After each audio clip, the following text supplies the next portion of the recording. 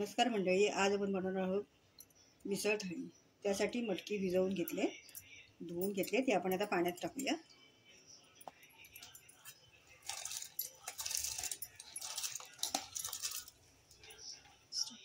हळद टाकूया थोडी आणि मीठ घालायचं आहे, थोडं हिंग घालायचं आहे।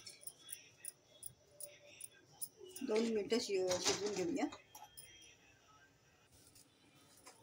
मिसळसाठी हा मसाला तयार करून घेऊया। खोबरं आहे, थोडंसं लालसर करून घ्यायचं। कांदा घालायचा आहे,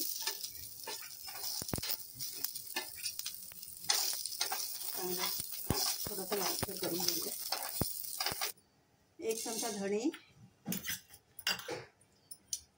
1 चमचा खसखस आणि 1 चमचा जिरे,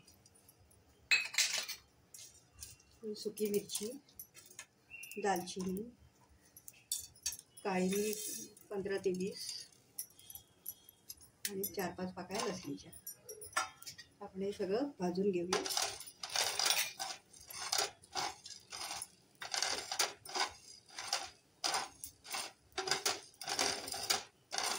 आपला तर मसाला भाजून झालेला आहे, मिक्सरमध्ये वाटून घेऊया।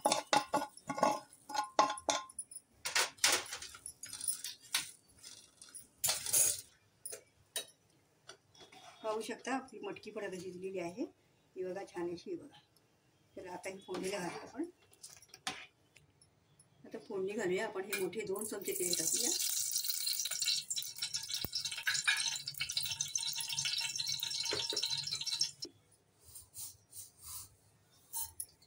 एक चमचा राई टाकली, राई चांगली तडतडली।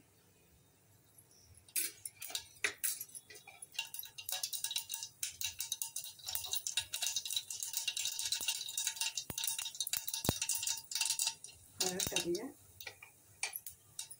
थोडंसं हिंग टाकूया,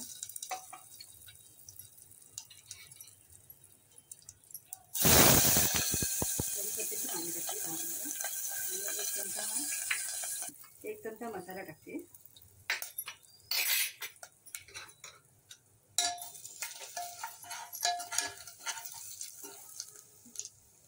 आपण हे वाटण तयार करू, ते तेलामध्ये परतून घेऊया।